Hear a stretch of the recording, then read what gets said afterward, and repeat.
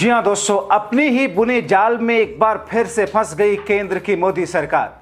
जंतर मंतर के लिए फिर निकल रहे अभिजीत और कॉकरोच जनता पार्टी के लोग। अभिजीत, दीपिके और कॉकरोचों को हड़काना धमकाना पड़ गया उल्टा, तो धर्मेंद्र प्रधान के बाद अब शाह का इस्तीफा। स्वागत है आप सभी का। आप देख रहे हैं द राजनीति का विशेष सेगमेंट खबर और विश्लेषण। मैं हूं जब्बार खान।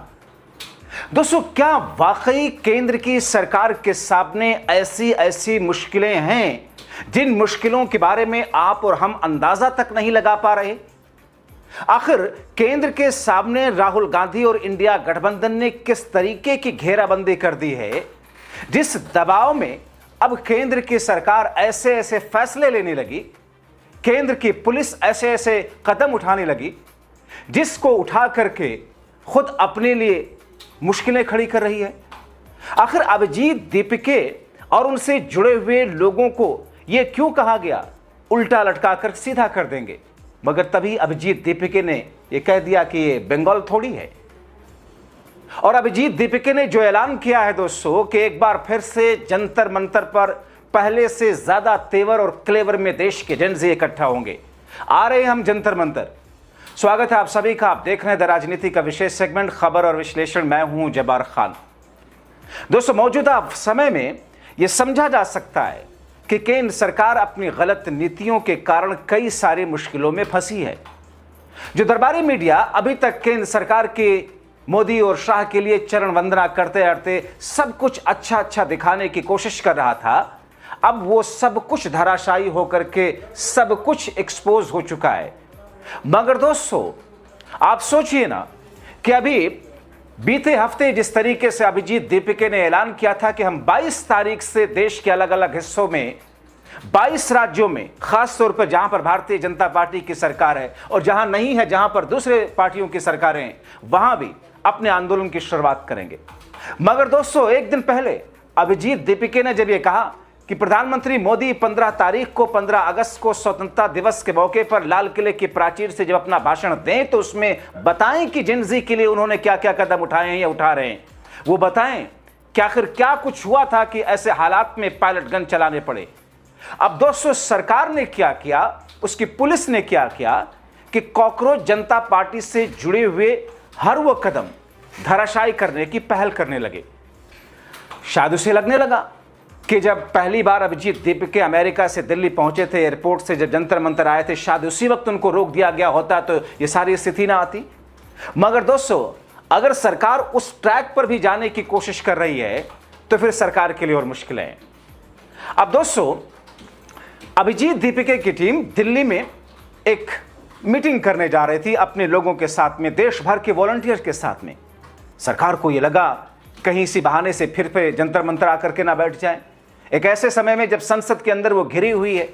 राहुल की टीम, इंडिया गठबंधन, पूरा विपक्ष मोदी शाह की सरकार के सामने, या फिर यूं कहें कि सीधे प्रधानमंत्री और अमित शाह को लेकर के अपने चक्रव्यूह में फंसाए हुए है।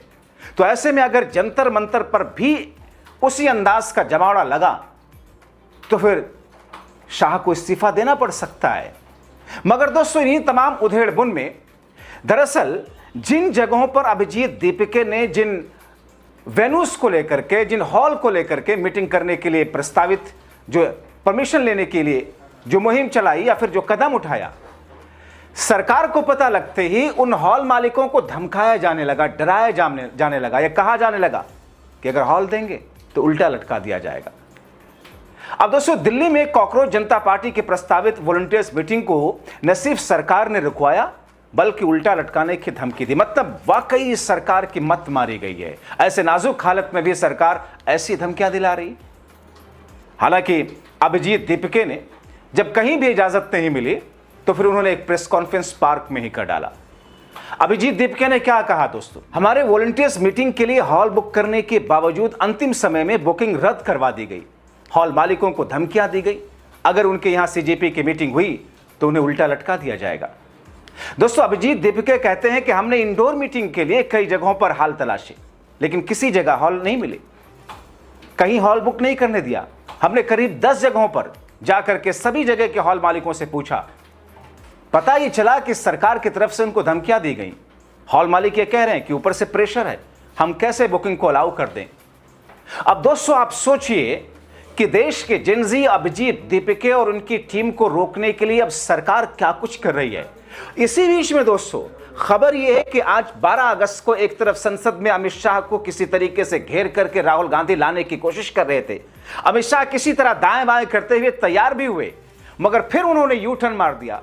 लेकिन जब यह सारी स्थिति उत्पन्न हुई तो अभिजीत दीपिके ने राहुल गांधी के साथ में, उनकी टीम के साथ में बातचीत की और एक नई रणनीति बनाई और उस रणनीति में जंतर मंतर पर फिर से बैठने के लिए ऐलान कर दिया।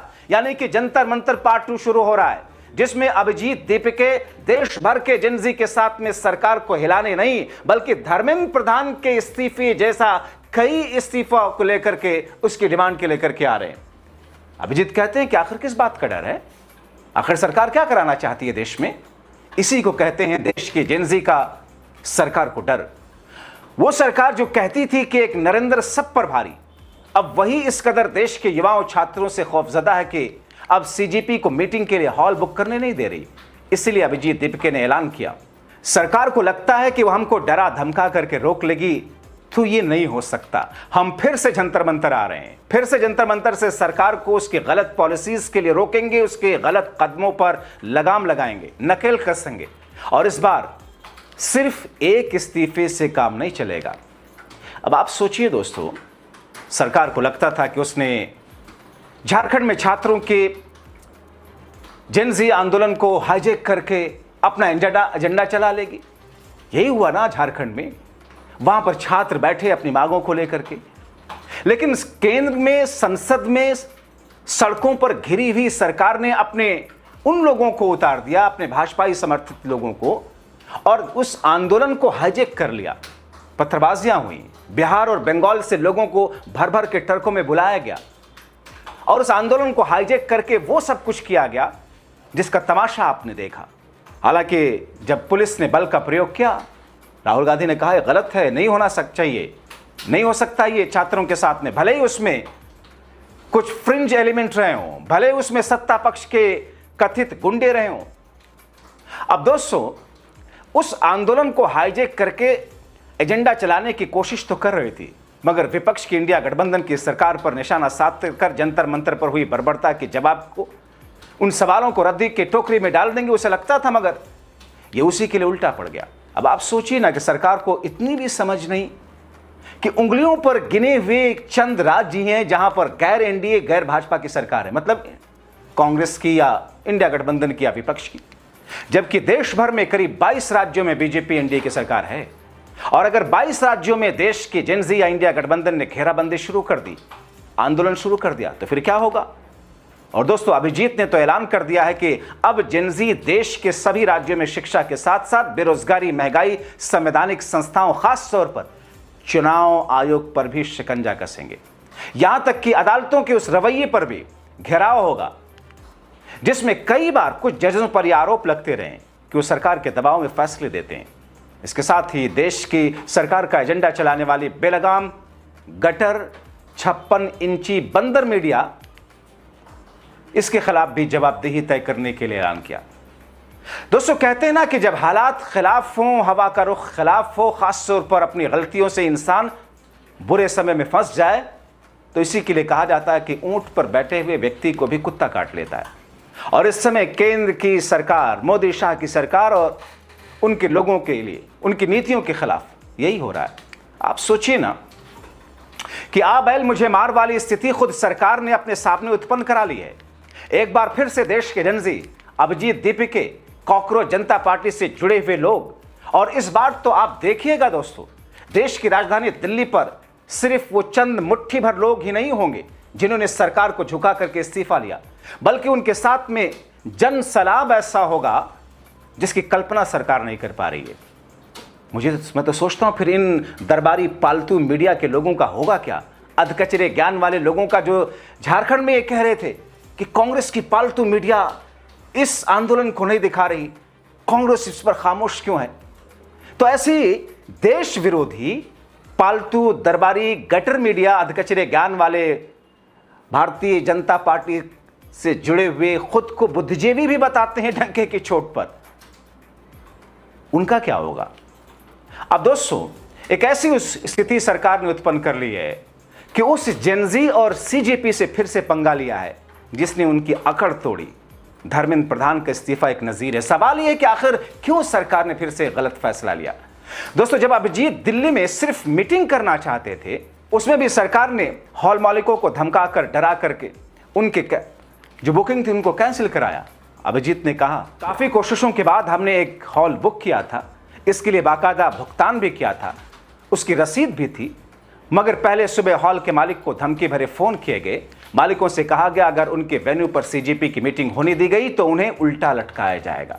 दोस्तों, सीजेपी ने साफ ऐलान किया है कि बीजेपी देश के युवाओं से घबरा रही है, डर रही है, मगर हम सरकार को ये बताना चाहते हैं कि सरकार की इन धमकियों से सीजेपी के कार्यकर्ता पीछे नहीं हटेंगे।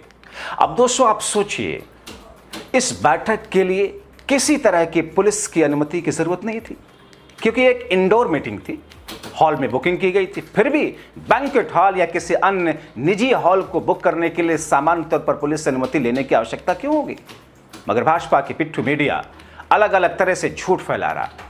इस बैठक में शामिल होने के लिए देश के अलग अलग हिस्सों से दोस्तों सीजेपी के वॉलंटियर्स दिल्ली पहुंचे थे।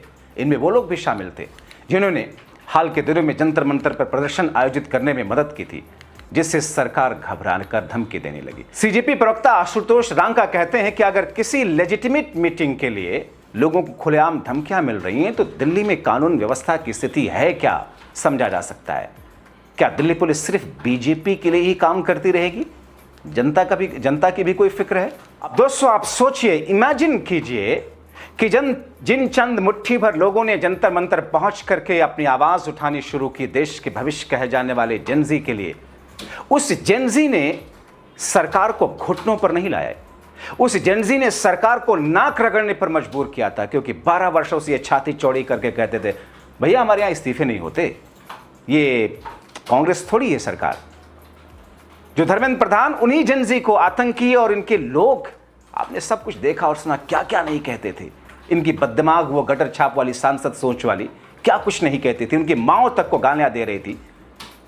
लेकिन अब एक बार फिर से ऐसी स्थिति में सरकार पहुंच गई है जहां उसे करना क्या है, उसके फैसलों से ऐसा लगता है कि उसे पता ही नहीं। खाक के राजनीति के चाणक्य हैं आप।